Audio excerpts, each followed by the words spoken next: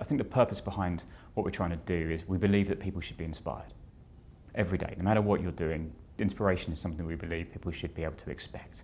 But most of the time, it's something you're kind of sitting around waiting for happen. It happens to sort of the lucky few. We think that's really not good enough. And as a research agency, what we try and do is use insight to create inspiration in people. So they know what they're doing, they're excited about doing it, they feel more motivated about it, they have a clear path about where they're going to go. And for us, what's different and what we did when we started the business up was to think that one of the best ways of finding insight is to put people as close to other people as possible. And for us, in terms of research, what that means is taking away a lot of the trappings of traditional research. So we don't ask any questions, we don't use one-way mirrors, we don't pay anyone for their answers, we don't do any focus groups. Instead, we listen to the things that people talk about, either directly to brands through questions and through web chats or any other form of interaction, or mainly through social media. So the things that people say in really natural settings to their peers, their friends, people like them. And what we do is by reading and listening to those conversations, we're able to learn about what it's like to be a person these days in a completely different way, and in a way that brands don't have access to in any other way or shape or form. And it's that kind of new insight that provides what we think is the inspiration to help people be more successful. Now, what we do in terms of what makes us different as a research agency is there's an orthodox view around text. So it's a bit technical, but comments, verbatims, whatever you want to call it, stuff that you get as a business that aren't numbers. And there's a bit of a prejudice about it, that it's just too hard to handle. It's too difficult to deal with. It's too different. It's too complex. It's words. How can you can't put it through a computer and get an answer. And you get early examples where people use things like word clouds. And they're just pretty nonsense. It doesn't really tell you anything. And over the years, we've seen text analytics as a field emerge, and it is good, it gets some distance, but it takes a long time to set up. It's very expensive. And at the end, the process, it isn't inspiration, it isn't really insight. It's usually just more data, just categorized and put into nice things. So for us, what's different and what's I think sort of where we've tried to come out the market is thinking, right, you've got the beautiful things that people say, all this chaotic, amazing language, all this richness, all this depth of detail. Our job is to get some simplicity to it. And the simplest way is to use people to understand people. So what we've done is we've combined what we think is some of the best of tech. So we use some amazing software partners to help us find the data, find where people are having these conversations, collect the data so that we can then do something with it. And then we leave the computers alone and we get humanity in. So then our team come along and we read it all. And in that process of reading it, we try and make sense of it. And we make sense of it in a really structured way. So for example, if we're looking about how men talk about shaving, there's only so many ways that they will talk about it. So we look at all the clues that people come up from in that conversation. And then what we do is then apply that to thousands and thousands of people talking, and from that enables us to see what we would describe as the shape of the conversation. What is it that people talk about it? Why? What are their motivations? What's the language? What's driving it? What's making them want to talk to other people about it? And then doing that process enables us to ponder, to reflect, to think about, to categorize, to structure. What before was an unwieldy mess, we've brought order to that in a way that's not mechanic, but it is subtle and nuanced and deep. And so what the result of it is an insight that's actually driven from a data source that hasn't been available to anyone up until now. And what comes from that is a much richer understanding of what it's like to be a person. No matter what you're looking at, we could be looking at what makes a great night out. We could be looking at what's wrong with a restaurant chain or anything in between. Using how people describe their own experience gives us the language to, one, understand that experience, but also how to fix it. So we tend to help brands, so companies themselves rather than their agencies, in answering questions that they may have. And a lot of the work that we've been doing so far is people tend to come to us when they've got a problem and they don't know the answer to it.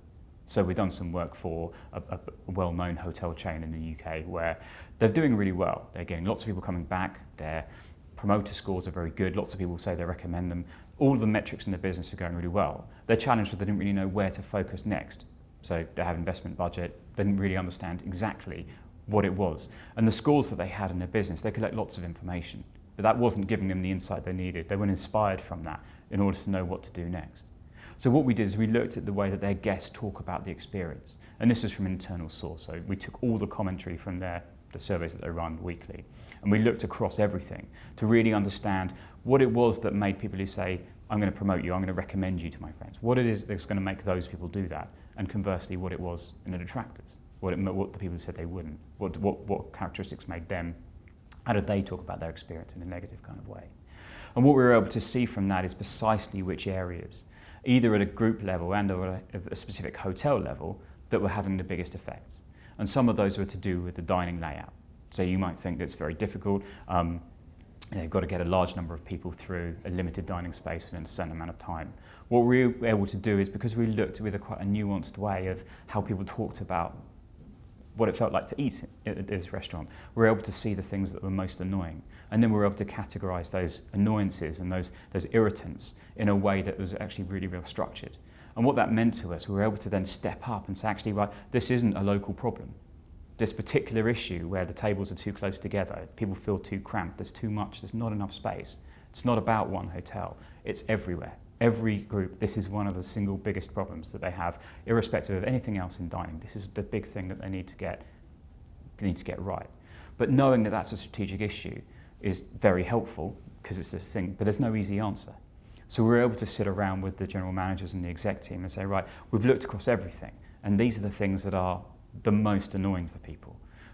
But then how do you then think about the business, about how do you then structure that? And that's led the business to do a number of things. One, they're innovating how they can change the amount of people that go through their restaurants at a certain time. They're thinking about bookings, they're thinking about pricing structures, and they're thinking about capacity. Some of those are quick fixes, some of them require medium-term solutions, i.e.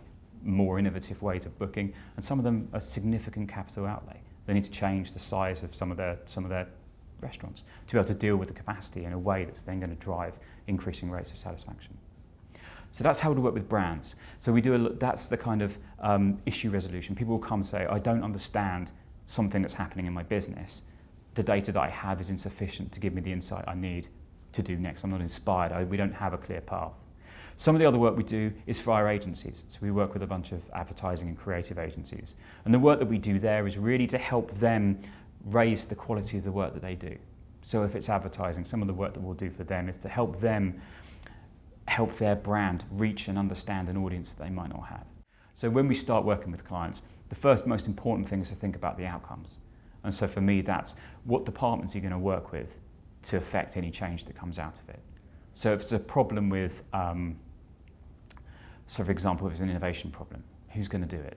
If you're looking at the launch of a new project or a new product, who's going to actually deal with the results of it? What do they need from the research? And then how do you design the research to make sure that at the end of it, you know exactly what they're going to do? So we do some work with an insurance provider around their online portal, so where customers go to interact. We work with them, with the research team, we work with e-business, we work with IT, and we work with marketing, because they're all involved in the solutions. And once we know how that fits together, we can interpret. We understand the context of the data that we're getting, and we know where we need to get to in terms of the ultimate step, which is what we do, which is the action plan. I think that traditional research has a place. And research as a process, you need to test. You need to have ideas, you need to test them. And traditional research works amazingly well for that. I think we're in a world where social media has changed the landscape. Social media has become how people make decisions. What's there, traditional research locks away any response. No one else ever sees it. Social media means that your experience that you've posted and you've shared is there for other people to experience. That's the point of social media. So brands need to be aware of what's there. They need to learn from that. It's that cat's out of the bag.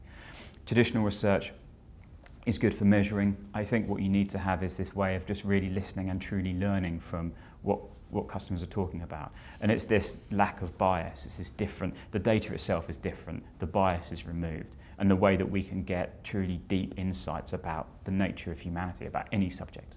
We've looked at what makes men angry driving. We've looked at what patients with rheumatoid arthritis need from their healthcare provider. You can look at any aspect of humanity. I don't know very much about people, but we know a lot about subjects. And that's really the difference. So I'd say that we're not really here to bury the Caesar of market research, but rather to just move them along the side a little bit and make room for other methods. And it's that recognition that there is no perfect answer. No matter what method you use, there is always risk, there is always uncertainty. So you need to have different viewpoints and challenge internal assumptions. And social learning is a great way of doing that.